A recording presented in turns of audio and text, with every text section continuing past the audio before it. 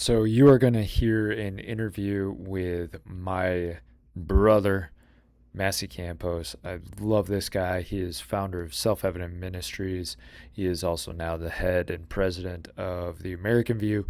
Check both of those organizations out. But he is actually going to be speaking at the 1613 conference in Cincinnati, Ohio.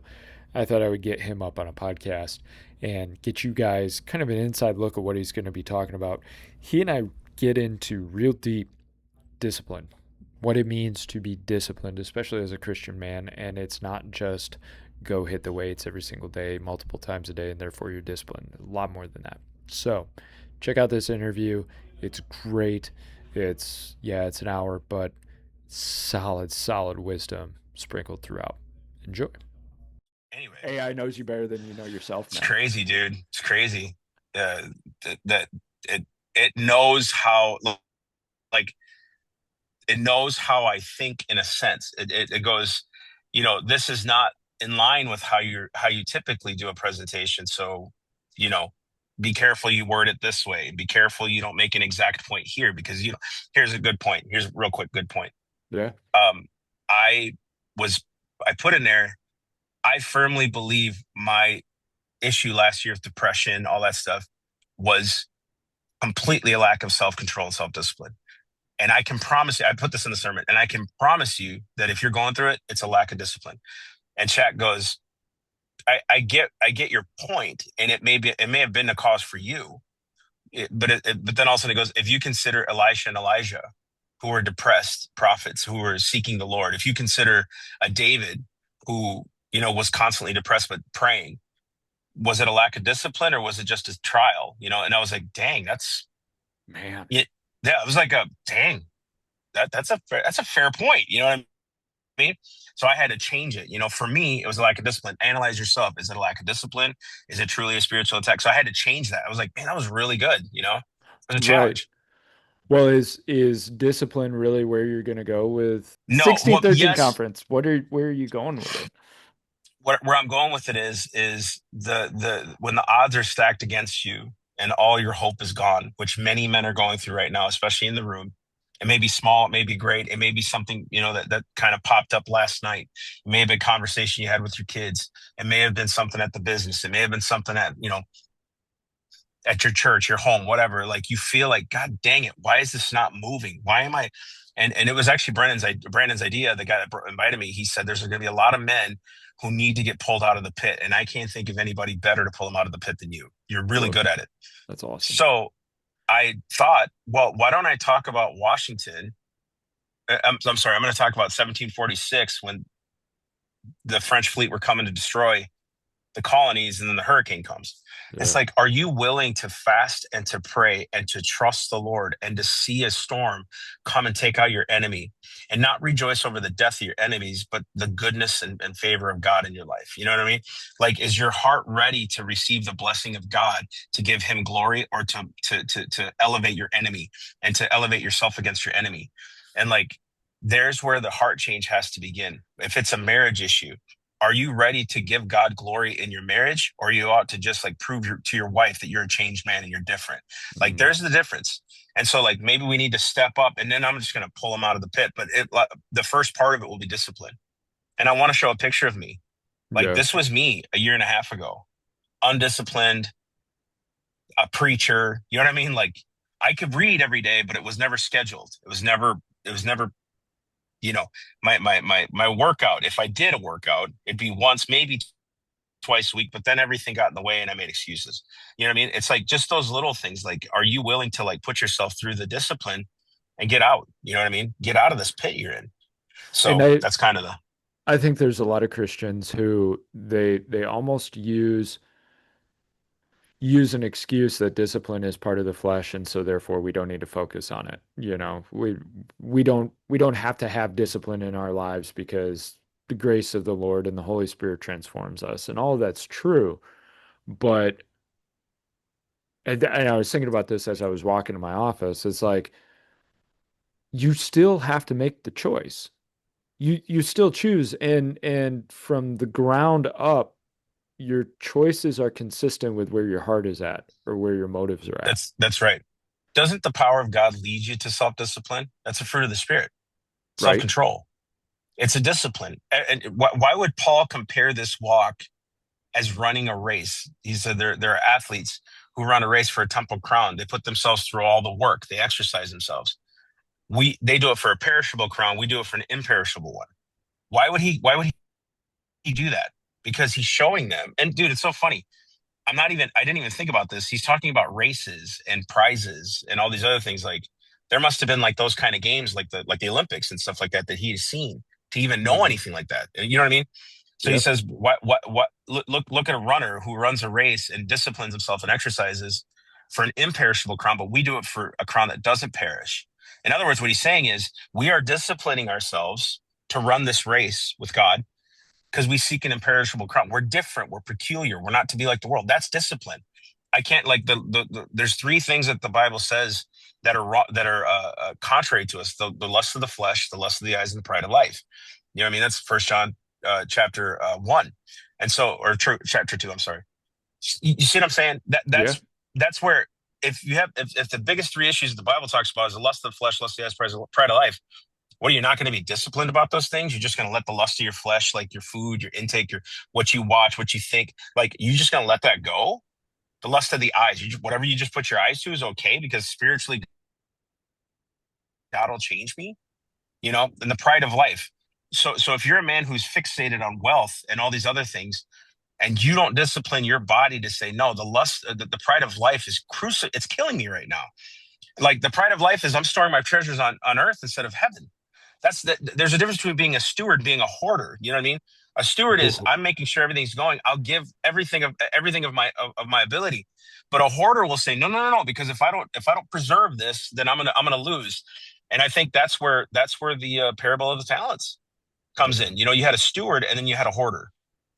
And the Ooh. one who was the one who was the hoarder didn't get the blessing. Right. No, I even that's I even wonder with the guy with good. the talent, that last talent, the one that buried his talent. I wonder if he'd have gave it away. I wonder if Christ would have been mad at him. You didn't know what to do with it, so you gave it to someone else, like you gave it away for them to be blessed by. I can dig that. But nah, you held it Right. on, you held it for yourself, you know? Yeah. No, that's that hoarder. I hadn't thought about that, but that's so true. Like because I've always seen it as risk. You take a risk, you go out, and the master wants you to go out and use these things and apply these things. But at the same time, that hoarder spirit of I'm going to protect this. I'm going to hold on to it so I don't lose it. It's like still wrong. Still wrong because 100%. you're so afraid of losing it, you're not going to apply it. Hmm. Um, Yeah.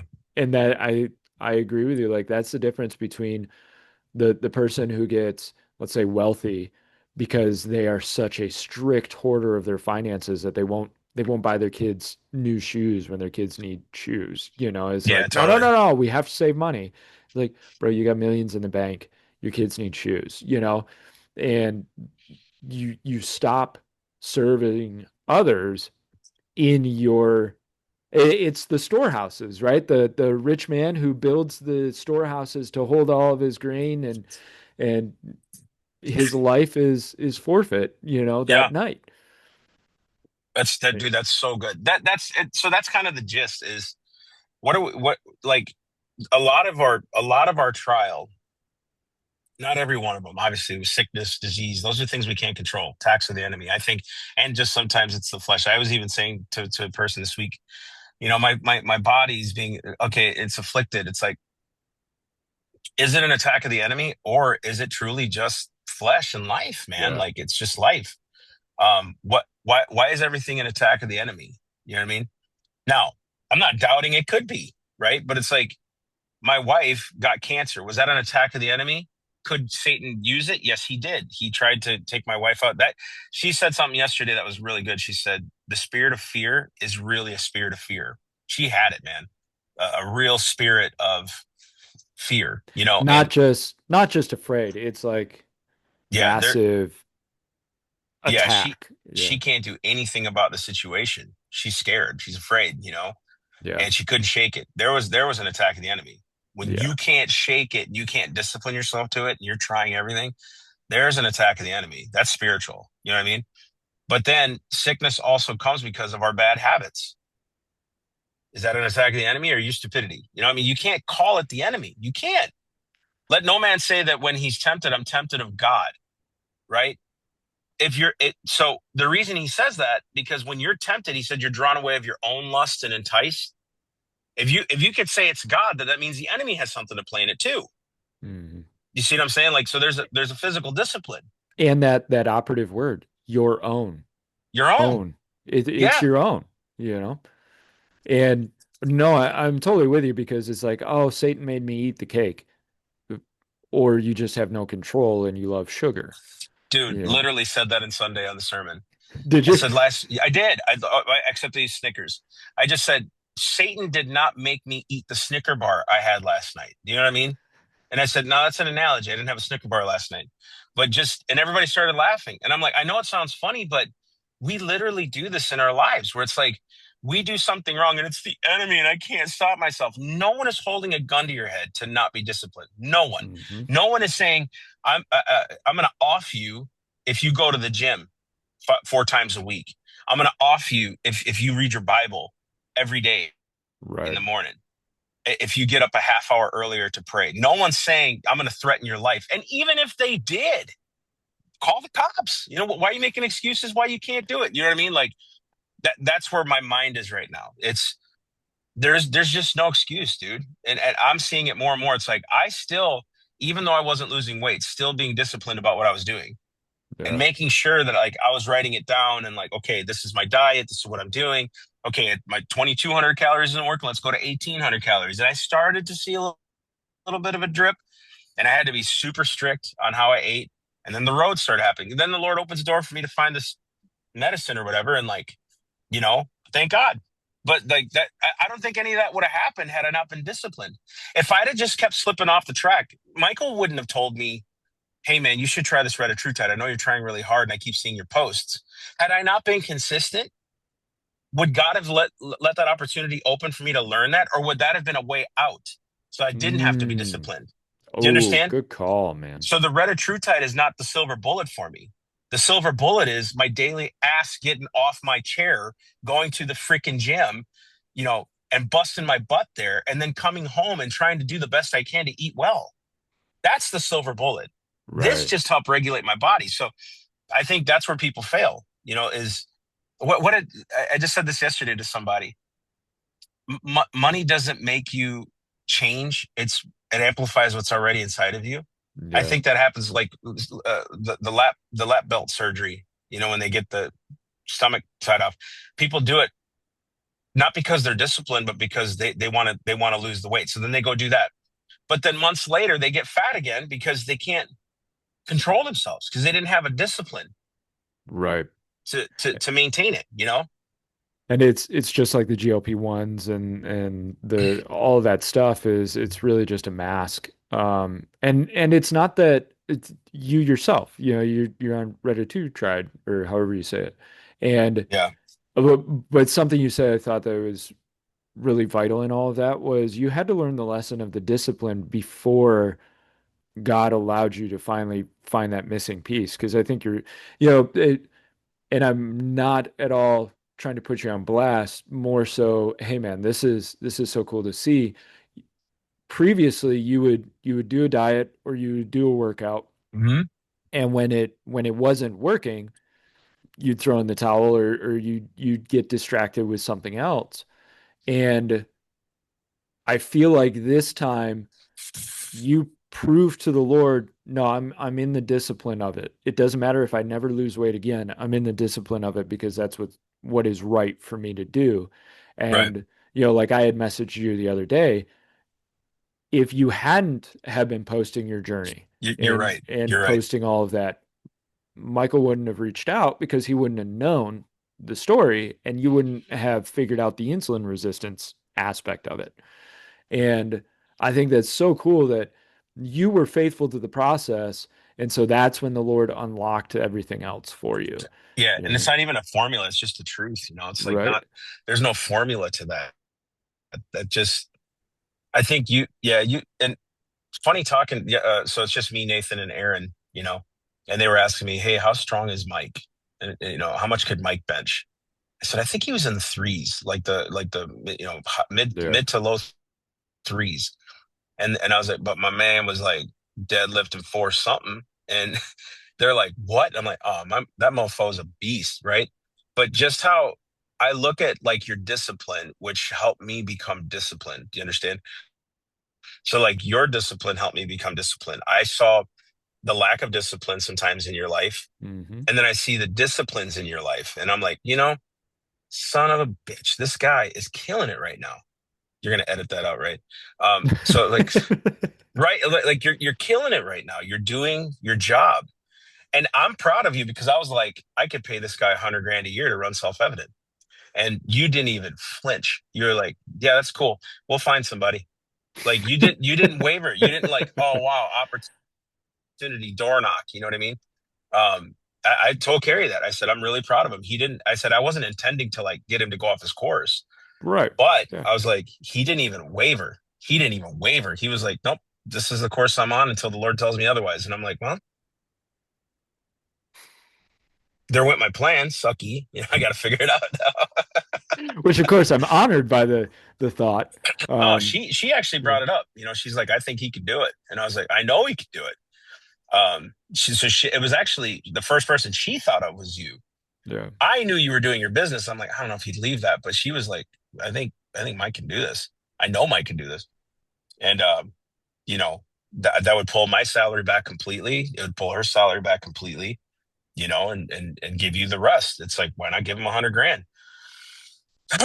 um, and that I don't care. Like that would be insane. That would be awesome. But anyway, we should probably get to the interview. Well, we're already doing it. I figure I'll Oh, just splice in. So sweet. Let's it's do it. yeah, why not? And that's where, I love it. dude, the and you had mentioned the whole discipline aspect of it, Hmm. of those times where I've been less disciplined, and yeah, those times have been frustrating to look back at, but it truly has been inspiring to watch you grind day in day out in this phase of your life, and very Yeah. much your messaging now is it doesn't matter where I'm at, what I'm doing, like I have to do this. And you made me think of something. So often we look for the solution, but we look for the solution to get started in the thing when we're supposed to start in the thing, and that's what will bring about the solution, right? So, Yes. perfect example, my shoulder. My shoulder's been screwed up for probably over a year now, right? And it has been a hamper on wanting to really get back serious with lifting and all of that and being healthy and everything. And work was definitely a massive reason for that for a season of I'm getting up at 4:30 and busting my butt trying to start this business. Now there are other guys who are like, that's no excuse, blah blah blah. I am a believer in seasons, right? There are seasons where you have to focus on one thing and draw back on another. But I will say, dude, there was definitely underlying excuse of my shoulder screwed up. I got to get my Yeah. shoulder right because I'm sick of doing a lift and then my shoulder freezing up on me the next day. And Yeah. literally, and I was thinking about it in the shower this morning. It was probably a good year and a half ago. I I went to wash my hair or something, and my whole shoulder and collarbone just froze up on me.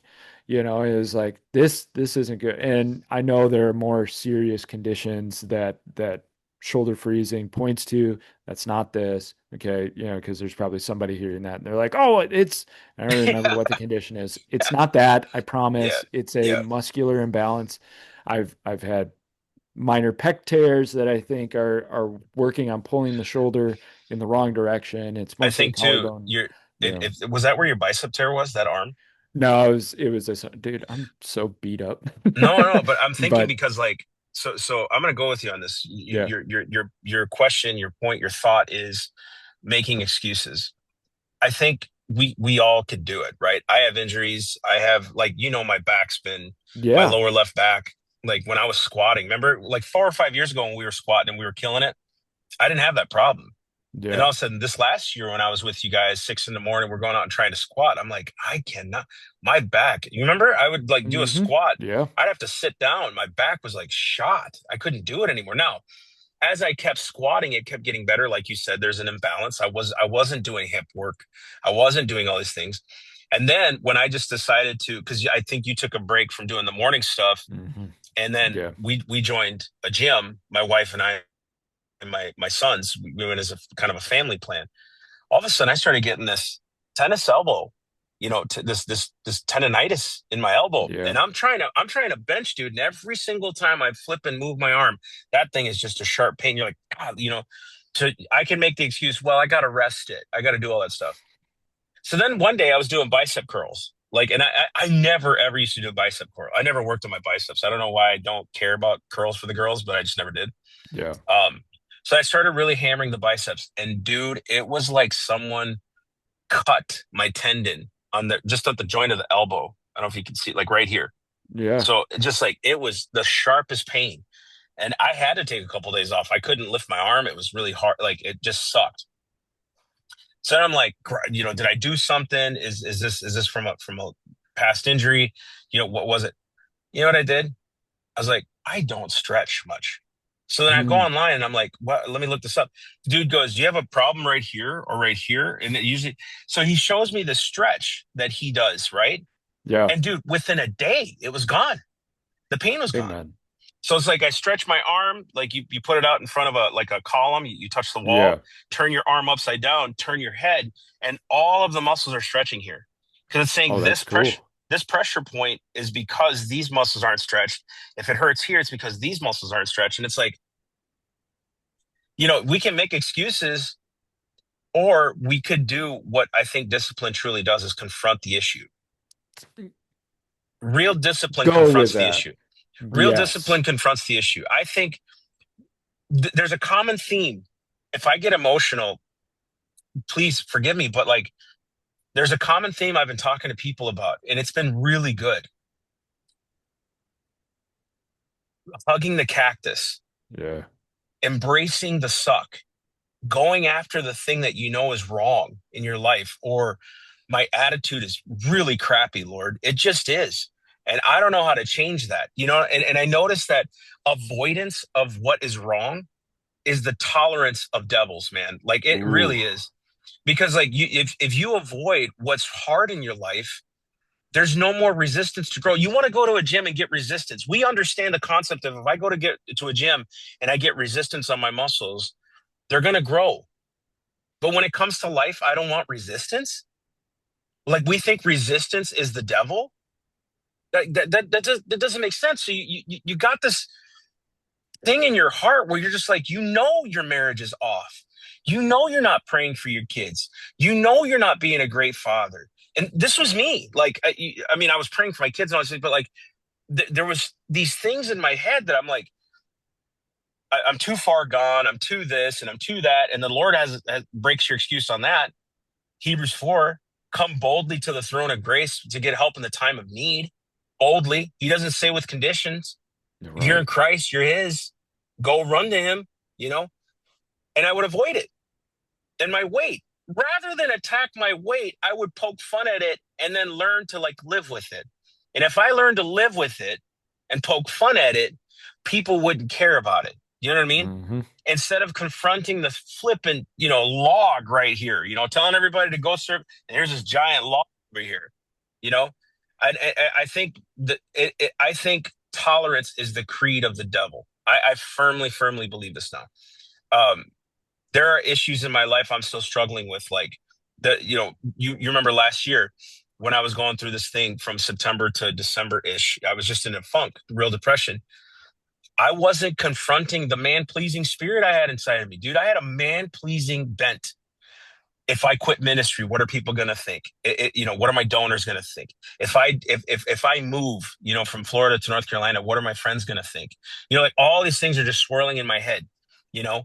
And not once did I say, Lord, what do you think? So rather Mm. than make a choice, I sat in my muck. You know what I mean? Now I was still going to the gym, I was still doing these things, but I think once you discipline your body, God allows other things in your life to be exposed so you can discipline there too. And so if you can't discipline yourself, I'm telling you, you want your flesh to win. And if you know anything about the scripture, flesh and blood cannot inherit the kingdom of God. It just can't. If we're going to continue to be in the flesh, here, Titus chapter 2, 14, it actually, 13 and 14. For the grace of God that appears to all men, that brings salvation, teaches us to deny ungodliness and worldly lusts. It teaches us to do that. Grace teaches me and empowers me to be disciplined, to overcome all things, to have my body in subjection. If you, and I think that's the greatest thing here to any man or any person listening, putting your body in subjection is fasting, prayer, reading, discipline your flesh, discipline your food intake, discipline your prayer life, discipline your thought process, right? Setting up boundaries in your life. Like, I'm the kind of guy that needs a template. Otherwise, I won't follow it. You know what I mean? And I've got to block out time in my day to do something, and I have to shut it all off. Other men can do and be distracted. That's fine. I can't do that, and I have to learn my body. And if it comes to where my friend says, "Hey, let's go do something," and it blocks my time, sorry, Bubs, we'll do it tomorrow or something. I can't. Hmm. Are you willing to make that decision and put the man pleasing spirit away? And crucify that dang thing. And put it behind you so that the Lord can use you. Because if you're not disciplined and you're not, what's the word, malleable in the hands of God, he can't use that. He refuses to use that. You're a blunt object instead of something that can carry water. You're a flat board that doesn't hold weight, but when you're moldable, he can put water in you to give, like to be used. Right. And so that's kind of where I think the greatest tragedy of my life would be is the word tolerance and then masquerading it as acceptance. This is just how God is. And, I'm masquerading it under the guise of it's okay. Yeah. I've just accepted it. You know what I mean? And that's just how it is. I'm always going to be big. I'm always going to be this. You know what I mean? I'm, Yeah. I'm, I'm always going to have problems, financial problems. I'm always going to have this. Okay. Keep saying that, dude. Cause like, it ain't going to change if you do. Like we used to talk about this all the time. It's like, I hate being financially under. Well, Hmm. okay, where's your mind at? Where your treasure is, there will your heart be also. You know what I And mean? and if that's all you and I talk about is how broke we are and how we don't have money and this is our lot in life and I'm never gonna, yeah, you won't, because you have determined for yourself that there is no better aim, there is no hope. So why bother? A You hundred know? percent. And It- that's I love what you're saying, this concept of tolerance or comfort, and you get the hardcore stoic guys who they they try not to allow any comfort in their life. And I think some of them learn the proper lesson, but I think some of them don't because they think comfort is the enemy. And that's just not true. Like comfort is rest, it's recovery, but the problem is we want to avoid our issues, we want to avoid our problems, we want to avoid the uncomfortable because the comfortable is so good. And the lesson is really learned in I'm avoiding my problems. I need to lean into them. And the solution is not going to come until I face my problem head on and step out into it, and that's faith in a nutshell. God God doesn't move for the guy eating on the couch sitting on the couch eating Cheetos, right? He doesn't move for that guy because that guy's right. not moving at all. He's not Yeah, doing anything. He's at waiting least, for it, you and to know? clarify that, it's habitual, right? The Right. habitual guy sitting on a couch eating Yes. Cheetos. Yeah. If you Now, find God, yourself, yeah, if you find yourself on a Sabbath and you're like, man, I want some Cheetos. That's not what you're talking about, no. you know? And God does tell us sometimes you need to rest. You need to sit. So Yep. yes, thank you for clarifying that. It's the habitual guy who every day he's on the couch eating Cheetos and he's like, I don't understand why God won't bring me a job. Well, have you opened your computer Yeah. to apply for a job? Have you walked Main Street? Like, Yeah. what are you actually doing? Or are you wanting the Lord to compensate and cover over for your lack of discipline and your lack of effort in life? I love what you're saying, dude, because comfort, if you truly are disciplined, we work our whole lives for utopia, right? Like that's what Hmm. we do, right? We want heaven Yep. one day. we work hard so that we can give our kids and our wives and ourselves a life that we didn't have growing up. So we try to, have money so that we can go enjoy life. That's good. I firmly believe this, and I'm working on this too. When you're disciplined, you're even disciplined in the comfort. You won't let it Yes. get to the point of laziness. Do you understand? Yes. You'll understand it, you'll relish it, you'll rest in it. You won't veer off on stupid things. You know what I mean? It won't be rest isn't something I'm working towards. Rest is the effect of me confronting my ish. You know what I mean? It's not Ooh, rest that's isn't so does that make sense? yeah, Or I or comfort isn't something I'm working towards, I should say. Comfort is the effect of disciplining myself and learning to rest. Do you understand? I want to explore that for a second because what came to mind that I think is really important for people to understand, just because you're hardcore and super quote unquote disciplined to the world doesn't mean you're not undisciplined. Because let's if somebody's like super hardcore about fitness, right?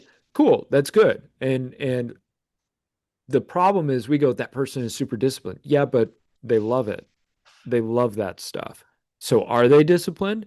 And Dude, if they're sacrificing their family or they're sacrificing their job or they're sacrificing their faith, but they're up every morning to be super disciplined in fitness, you're not actually disciplined. What you're doing is you're actually feeding your flesh. The disciplined man goes, I need to see my kids and I want to do this workout because I love how the workout makes me feel at the end, but my kids need me. Or I got to skip this workout because my job needs me. My faith has to be grown and nurtured. Like that's discipline. And I love the whole Mike Tyson quote, discipline is doing what you hate as though you love it. yeah, And I totally.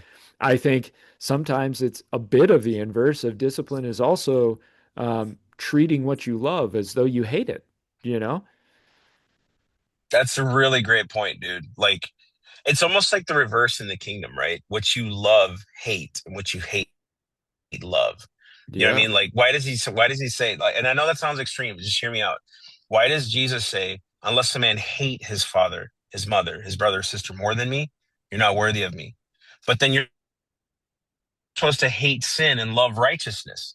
You see what I'm saying? It has to be balanced, right? Yeah. You brought up a really good point, Mike. Really good point. People look disciplined on the outside. But what I've noticed a lot about influencers, especially like, lifting influencers and all these other people, like, how come they're not disciplined when it comes to their tongue or their Ooh. pride Yeah. or their arrogance? How come they're not disciplined when it comes to, like you said, they've had two marriages, girlfriend after girlfriend after girlfriend? How come they're not disciplined when it comes to like reading or taming their passions or taming their emotions, right? I notice a lot of guys who lift and they kind of live the high life. Their tongue is insanely horrible, horrible. They don't know humility, right? So it's like you can be disciplined in one area outside of the Spirit of God. I even told you this one time when I was at benching. I remember I was benching one day and I literally was like, Lord, what do you want me to do? It sounds odd, but I was like, Lord, what do I you want me get to it. do?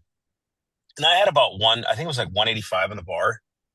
And I went up, and on the sixth rep, I'm not as clear as day. I heard it that last one, so I racked it. All of a sudden, the next day, I had like like a pain here. Like I was like, okay, maybe the Lord was preventing me from getting an injury. Sounds crazy.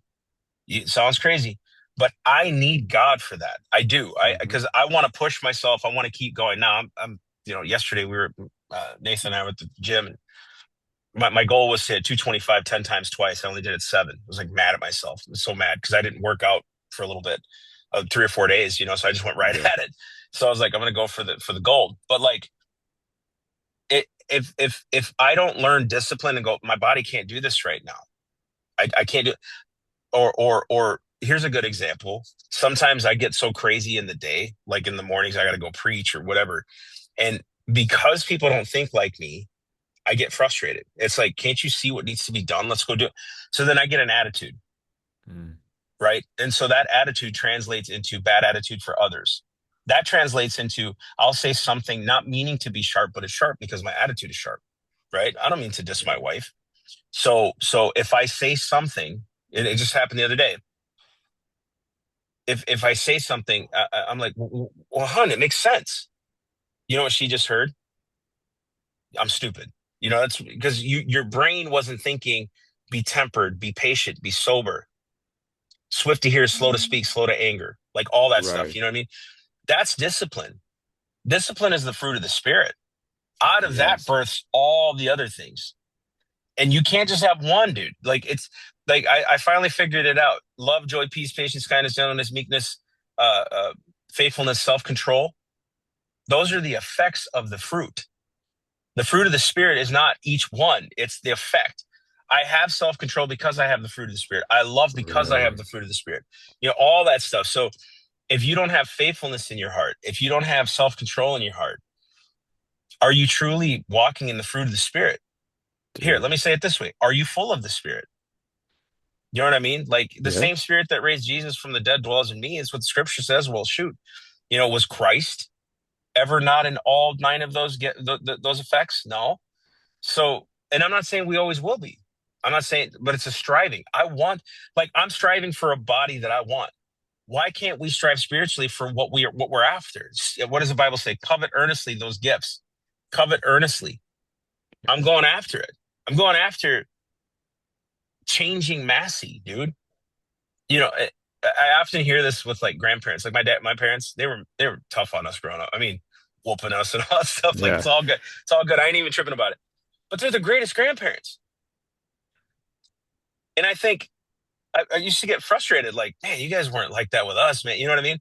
But now I get it. Like God worked on them. They didn't have all the struggle, stress, whatever. And I think that should happen to all of us. As we age, we should be more mature. We shouldn't be more set in our ways. We shouldn't even use the excuse that this is just how I am. I'm set in my ways. That's an immature brat talking. That's an immature brat because like your 5-year-old, if it throws a tantrum, what do you say to him? Well, I guess he was built that way. No, the rod of correction will drive it far from him. Well, shouldn't that exist in an adult? The rod of correction should correct me constantly, not in a mean way. In a you break your heart for what breaks God's way. Yeah. Does that make sense? So, Yeah. like to me, or not to me, I think scripturally, I look at marriage, and I'm doing the 1613 conference this weekend, and so many great speakers are coming, man. Pastors, Joby Martin. We got Brian Dawkins, an NFL, former NFL star, Hall of Famer. Anthony Munoz, Hall of Famer. Um, John Lovell's going to be there. Nick Freitas, all those guys. It's just like heavyweights, right? And I'm looking at all those dudes, and they have one thing in common. One thing is, it feels like when you talk to them or see them, there's no excuse why they can't overcome. Every one of them has that mentality. Every single one of them. To them, life isn't a challenge. Life is something to be overcome. Hmm. Do you understand? It's how they talk, it's how they carry themselves, how they do their podcasting, how they do their posting, how they live their lives, right? I'm not saying they're perfect, but their attitude is, I'm going to go conquer this life because that's what Christ told me to do. As he is, so are we in this world. So it's like, if Christ is above it all, he's the head of government, he's the head over all things. Shouldn't we act as such? Shouldn't we walk in that kind of authority? Shouldn't and I'm thinking about that for this weekend.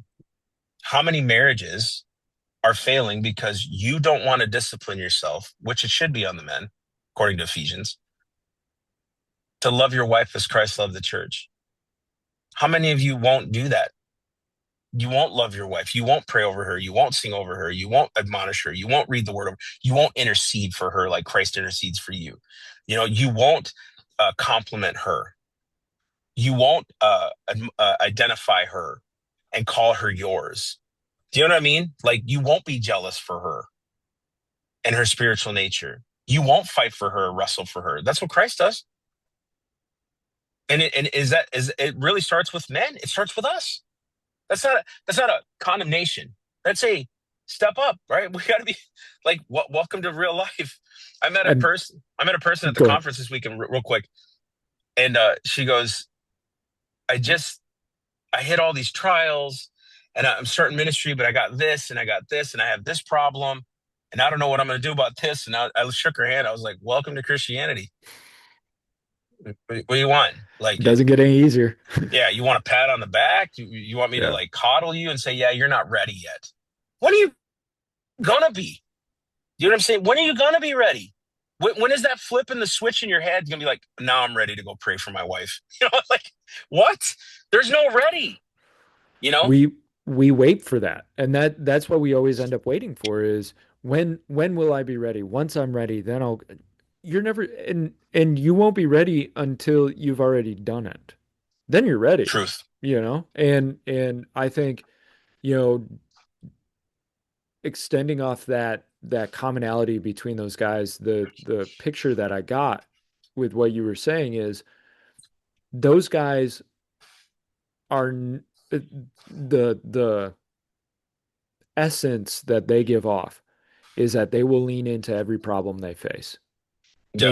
And you think about like high level military guys and superb athletes and really successful businessmen. I really think the essence that those type of guys give off, and hence why we admire these type of guys, is that they they lean into and solve every problem they come across. Because guys, at the end of the day, we're problem solvers, right? We want to overcome problems. We want to overcome challenges. We want to be known for that, right? Because that's competency. I'm competency. I'm Yeah. competent when I can solve problems. And if there's one lesson to take away from all of those guys is how well do you lean into problems? Because cool, you're a super fit dude, or you're super rich dude, or you're whatever. Yeah, that's great. But if you're running from problems in your life in another area, you're just doing what you love. And Yeah. that's akin to we look at the guy who he loves porn or he loves to drink and that's all he does every day or he loves to gamble and we're like, "Oh, that's an addiction." Yeah, it is. It's an addiction, but he enjoys it. Yeah. He enjoys it. He's not eating broccoli all the time every day. Why not? Because he doesn't enjoy it. And if we will look at those guys and we go, "Oh, they have a big problem and we need to help those guys and those guys got to get this fixed and stop doing that." But we won't we won't admit to ourselves, okay, I look good on the outside with whatever I'm doing, but that's just because I'm addicted to something that looks good in the eyes of men. Right. And I think these guys, what they typically exude or the almost the thing that we paint them with is they look like they solve every problem that comes across their door. They lean into every problem. They don't run, right? That's the whole military thing, right? Right. Like when it's life or death, you can't escape. You better solve the problem. And treating every problem like that of I can't escape this. I have to face it. And that goes for if your relationship with your kids are bad or your relationship with your wife is bad or your financial position is rough or and that we get disgusted by people that are on podcasts or shows or whatever. I'm thinking about the whole financial audit or whatever. And that guy is basically banging on a person like you're spending $2,000 a month and eating out and you can't pay your bills and you got a kid, but I like eating out. And everybody's smashing their head against the wall going, "Shut up." Like, do you realize how stupid you Yeah. sound? We detest when we see people avoid problems and it's harming them. And we should detest it in our own lives. And that is true healthy Christian discipline is a solid I love Christian it. on all fronts, a disciplined Christian, self-control does not run for problems. They lean into them. I love it. Love it. I think it's quite hypocritical for me to fix other people's problems when I'm not confronting my own. If Good point. how am I going to tell someone else to fix their marriage and I ain't fixing mine? You know what I mean? Or pointing out the issues. How am I going to tell somebody to go pray and I ain't praying? That's essentially what men do. Like we love avoiding our own issues. If you if you think about owning a business, if you pull up to a construction house, a house for construction or whatever, and you say, man, you need to fix all this, all this, all this, all this, but at your house, like you haven't even tackled. your drains, like your gutter systems, your kitchen, your bathroom, right? Like it's almost hypocritical. And your wife will feel neglected because how come you work on someone else's home, but you won't work on art? You know what I mean? And I'm not saying there's not a season to like earn money so that you can work on those things. However, Right. it's does my wife know that's what I'm working towards? Hey, I'm busting my butt here so that we can afford that new kitchen that, this is just an analogy, No, you're right? good. So in the same way, if I look at someone else with their issues, did I confront those very issues in my life? And when I did, and I overcame them, there's an anointing, there's a power. You've been crushed under the press for you to be able to speak out of your testimony. This is what happened for me. You know what I mean? And still learning the lesson. I think I'm still learning that lesson. Just keep your mouth shut on things you're still working on as best you can, and testify of the goodness of God on the ones you overcame. Hmm.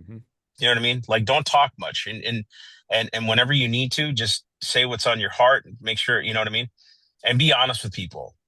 Be honest with people, man. Like if you're not good at it, don't try to talk about something you ain't good at. And I think men, we try to amplify ourselves a lot with each other. Like we're comparative. Yeah.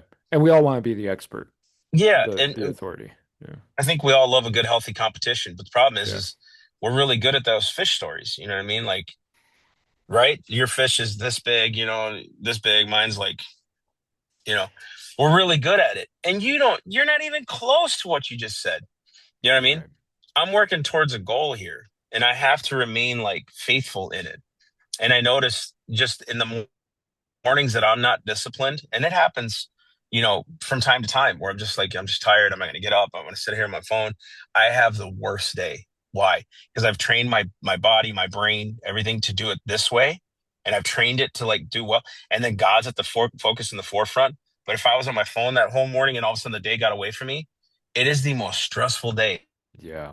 because I didn't start right. I didn't prepare my brain. I didn't prepare my heart. I didn't prepare, in prayer. Hey, Lord, I'm going to meet someone today that's going to tick me off. Lord, I pray that you help me with like my anger or my frustration. Lord, help me to love that person, whoever does that to me. If you don't do that, man, I'm telling you, you're just like, you know, and I think that's the scary part about life.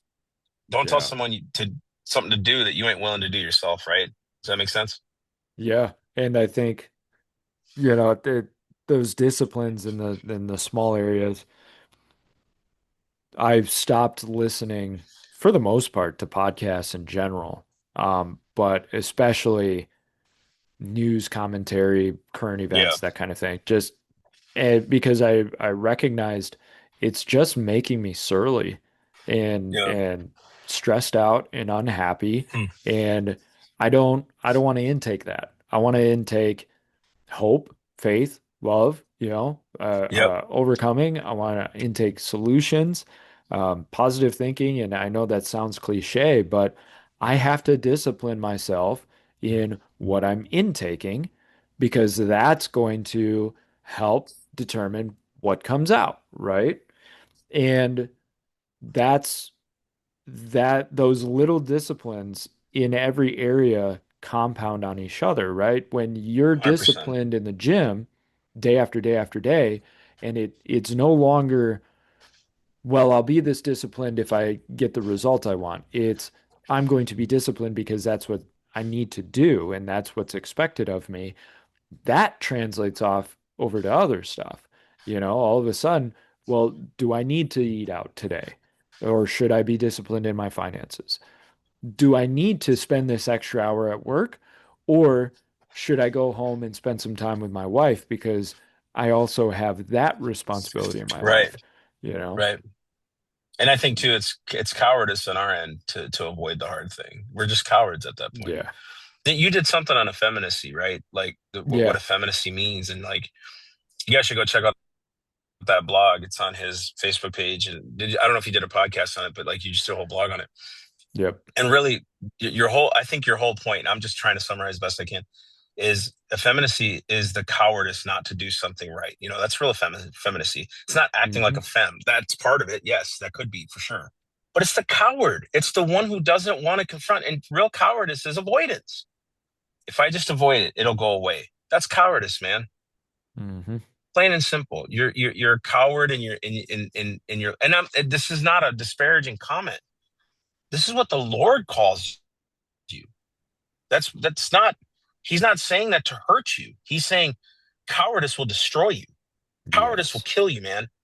It'll kill the fruit in your life. It'll kill the Christian, like every bit of fruit that you've received as a Christian. It'll destroy it because you won't have anything to maintain it. Cowardice, because nothing you built around it is going to maintain that fruit.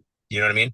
So you come to Christ, you kind of get saved, or I'm sorry, kind of you get saved. You do all these things. You feel the joy. You feel the. But if you don't confront the issues that first put you in the pit to bring you to Christ, you know what I mean? Your fruit's going to get destroyed. Hmm. What in Proverbs 28, isn't it? Is it 26, 28, 24? I preached on it the other week. It was just like a man without discipline is like a city without walls. A man without discipline is like a city without walls. What does that mean? Well, walls are meant to keep things out, protect, Yeah. but also meant to protect the things inside. And if we're not fortified, well, the enemy's going to come in any way.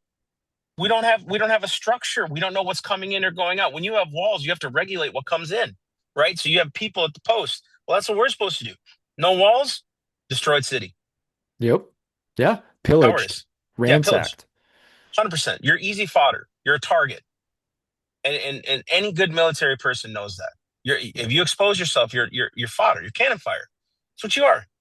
And so it's the same in our spiritual lives. It's the same in our physical lives, I guess. And it's so crappy that it took me this long to figure it out. Honestly, you know what I mean. I used to be disciplined when I first got saved, and then I just veered off. Because the work of the Lord meant more to me. You know what ended up happening without discipline, Mike? I ended up losing the Lord of the work by doing the work of the Lord. Eh, I did. I didn't discipline. I didn't trust him. I trusted myself. I wouldn't step out in faith. I wouldn't when I stepped out in faith, those were awesome beginnings, but then I had to maintain it. And I had to kind of regulate it. It's like, dude, just let him do what he's gonna do and make sure you're clean. Make sure you're a clean vessel. That's literally the walk here.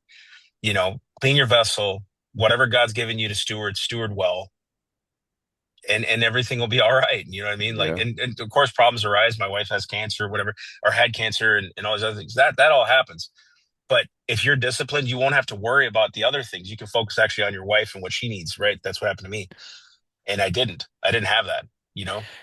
And and we'll go ahead and kind of cap this out, but that discipline that you learn helps you face the problem when it hits, right? So the more understanding you are of what discipline actually is, of facing your problems and not being effeminate, not avoiding things for comfort and pleasure and soft things, right? Soft clothing. The more you're willing to, nope, that's a problem. I got to face it. I got to lean into it. I'm going to find a solution.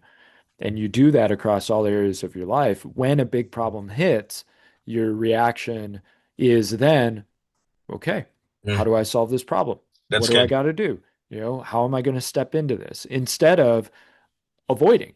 I just won't think about it. And we do that of we get blindsided by a problem and our immediate reaction is avoid it, comfort ourselves with devices, um, complain about it, you know, prayer and faith of, Lord, just take care of it. And I kind of wonder, like, how often is it our prayer isn't getting answered because the Lord's saying, you're supposed to step into this. You're just trying to That's avoid it. this. Yeah. My buddy Jake used to say that to me. I'll never forget it. It was when I first got saved. I was at his house, and he said to me, because I had a business, I was detailing cars, and he was part of it. So he'd go out and get the business. I do all the cleaning, most of it, and he would come and help when he could. And because he's just he's really good at that stuff, and I wasn't great at it. And then he said to me one time, I was like, Jake, we're not prosperous. It's like we're not. What the heck? What's wrong with it? Why isn't the Lord doing this? And he looked at me and he said, "Go ask the Lord for $1 million. You know what he's going to tell you? I gave you 2 feet, 2 hands, and brain. Go out and get it. Like I Yeah. blessed you. I've blessed you to go get it. You know what I mean? God ain't going to I, plant my fields for me. I gave you talents. What are you going to go do with them? Yeah, dude. You have all this beautiful thing inside of you. The talents, the giftings, the callings, and I've noticed this, dude. I have a friend who I talked to the other day. For the last 2 years, he's been calling me about the same issue. Finally had the hard conversation with, either you confront it or you tolerate it, and you're going to keep doing this vicious cycle. But you notice, I noticed that it's affecting your wife, and they own a business, and it's this whole thing's affecting your family. It's affecting all the employees, and all these other things. Now you have basically three choices. One, you can tolerate it, keep going, and you're just going to be miserable. Two, you can get bought out and leave that whole thing. B or C, you buy everything else out and you take it over and you be the leader you're called to be, and make sure you do it right. Like, but every bit of it was like a dagger in him, and I know that because I felt it. But the consistent avoidance of these issues puts us in a place where it's, where's God at? He already told you what to do, and you chose not to do it. You chose not to go after that thing. You chose to tolerate. You, God, I want to get out of debt. You keep putting your daggum credit card in the swiper. You see what I'm saying? Like, So true. you're not disciplining yourself. Like, I quit drinking coffee out. I quit doing it.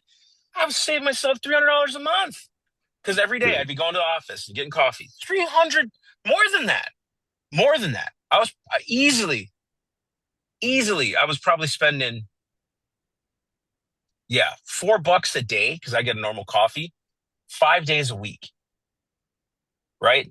Six Yeah. hundred dollars a month. What the heck's wrong with me, dude? Oh, we don't have any money, baby. You're a moron. Go make it at home. It's 50 cents a cup. Not even 25 cents a cup. But it's just like those little disciplines, those little things. That little thing adds up to a big thing. Now figure out what else you can get rid of. How many subscriptions do you actually need? And Get rid of them. And are you and watching them? Do you even use them? right. And to that point, it's like that subscription, does that help you on a Friday night? Right? Now, Oof, I get it. The wife and I will watch a show or two on the weekend. We relax, cool. But dude, does that subscription, is that good rest, or are you using that for comfort? And 100%. you well, I don't want to face my problems, so I'll just watch TV. You know. And every once in a while, I don't think, like, I rested the other day. It was after Sunday service, and I felt lazy. I was really mad at myself, and I had to confront my own head. You Hmm. have literally been on the road for 4 weeks, dude, and you haven't had a moment to sit down. And literally, I told my wife, I felt like I haven't had a moment to sit down. I hit my bed on the pillow. It was like 2 in the afternoon, and I took a nap. I fell asleep. Yeah. She took my phone from me. She walked, and I'm so happy. She's just the best. And she doesn't look at me as lazy. She looks at me as, this dude deserved that. And here I am, like, I missed something. I'm lazy. I should have been studying. I should have been praying. All of that could be true. All that could be true, but you're not disciplining yourself. You're not giving yourself ample time to rest. And you're going to get mad at the Lord because you're tired.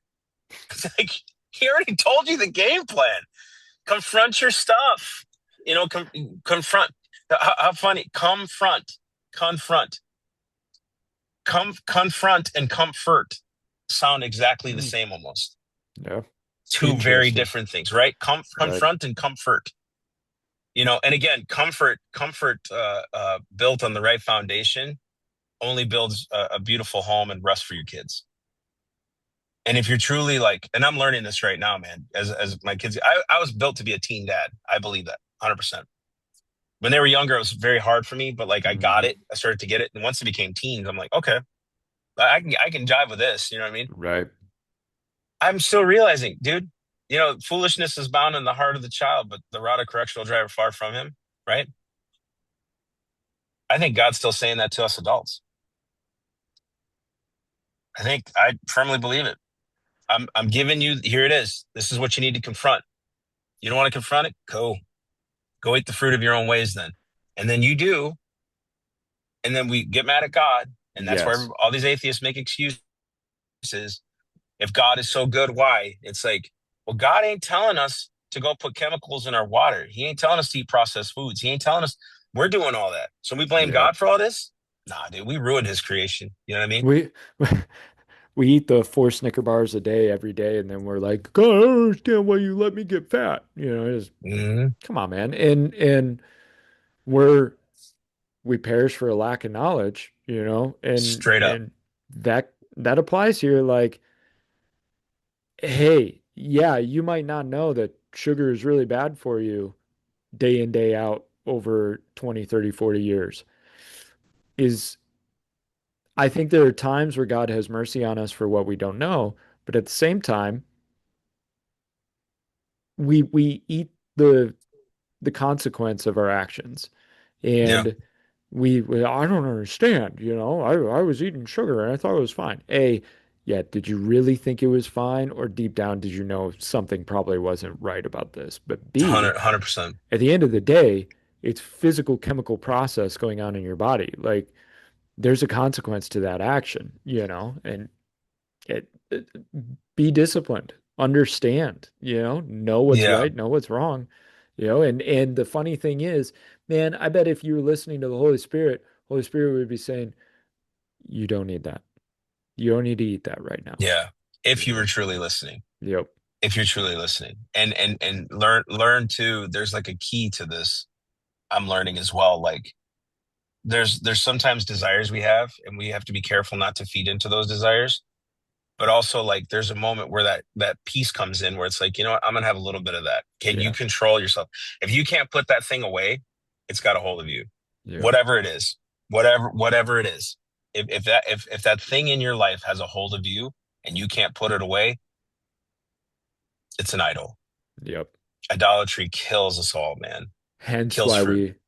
we hence why we say we will sacrifice something to get that thing, Yeah, dude. you know. Yeah. And that's where working out can be an idol. Working can be an idol. Family can be an idol, right? Could be. If you're gonna avoid working, I love spending so much time with my wife and my kids. Yeah, but they're also a responsibility. You're supposed to steward them. So if you're skipping out on work and you're not paying attention to the job that God has asked you to steward, well, you're sacrificing that for the idol, you know? Yep. And I think that's it, man. I think idolatry, tolerance leads to idolatry. And I dare say it's probably the inverse too. Idolatry leads to tolerance. I think so. Um, I think it's both. I think it's and or. And whatever the causality is, go after that causality as best you can and trust the Lord with it, man. And I want to leave everyone with this. Fruit takes time to bear. Like we get frustrated when people don't see our fruit and they don't see the progress, and they don't see these things. And we're like, because in my, I post this journey that I'm on, Yeah. and I'm like, I'm literally lifting and going and walking 3 miles a day, 5 days a week, and I'm doing all these things, and the weight is not coming off. And I know people are like that like what's this fat dude? I know it. I know Yeah. they do, and it's like I can stand and go to bed with a clean conscience at night, knowing I'm doing everything I know to do. Do you understand? And it's the same thing. Like, and I got help, and it's starting to work. Like we're starting to see the effects. I think fruit takes time to bear. Don't be the kind of tree that says, "Here's my fruit." Let the fruit show itself, and it's going to take time because you're sowing seeds, and now it has to germinate, it has to get watered, it has to birth, it has to, there's a lot of process to this, and so don't get frustrated when the fruit's not there right away. Keep plowing your field, keep sowing seed, keep watering it, Yeah. keep bringing the sunlight, like all four of those things. Dig and sow is a part of the spiritual nature, right? That's confronting your issue. Then it's watering that seed, which is by the word, then staying in the sun, running to Christ, right? All of that produces the fruit, you Right. know? And it's And nature teaches us that. yeah, and that farming process can be brutal, shoving the plow for hours on end, being in the scorching sun as you're planting seeds and, getting out and watering stuff. Like, that can be rough, and it is a long time before the payoff, you know? It's they used to throw harvest parties, right? Like, that was all cultures, all civilizations, like, finally we get the fruit of all of the labor we put in, you know? And That I was think that that, was that was Thanksgiving, right? yeah, It was the yeah, harvest. It was a the harvest harvest day. came, dude, let's be real. Like, celebrating the harvest is fine. There's festivals and feasts for the harvest. in Judaism, and we I think we're at a point where, and not to skew us back into more conversation, but we're at a point where the comfort, the reward, the fruit of the labors, we're trying to skip all of the labors to get the fruit. We're But the labors are the disciplines, the everyday getting up and going and weeding the garden, the everyday of going up, getting up and going and watering the garden and putting up with all of that to produce the fruit, not Yeah, just abracadabra fruit. And I we're am. we try in so many areas of our life of, well, if I avoid the garden out back and I don't think about it and I just pray, Lord, bring me plants, the Lord will just poof, fruit. He's going, you're not being a steward of it. So why would I bless the fact that you're not stewarding what I told you to go steward? Right. You know. Good call. Good call. So so guys, check out Massey. He'll be at the 1613 conference in Ohio. Which city is it, dude? Is it Cincinnati? Cincinnati. Yeah. Cincinnati. Yeah, it's So this Friday and Cincinnati, Saturday. Ohio. If you're Friday and Saturday, if you're a guy in that area, by all means go check it out. If you're not, they're going to be live streaming it or something, Yep. right? Yep. There's Um, like 300 churches that are live streaming it right now. I know that it's available through that. And I believe there's a live stream link too. So like just go on 1613 conference and you'll see the yeah. pop-up posters. It's pretty crazy, man. Get the link, support your boy Massey, and dude, I want to say thank you. Thank you. I Of appreciate you as a course. brother, man. And I can't wait to see you on stage this weekend. I get to be there. So here we go. That's right. You're gonna be there up there with us. Yep. Same thing with you, man. Check out the Forge. Get the books. Like it helped my son become a better man. So like, and it for me too. And just because I'm Mike's friend by osmosis, I read the book. So, and I have read the book, but just that it's awesome. Check it out. Love you, buddy. Thanks for inviting me Love you, on. man. Thanks so much, bud. See ya.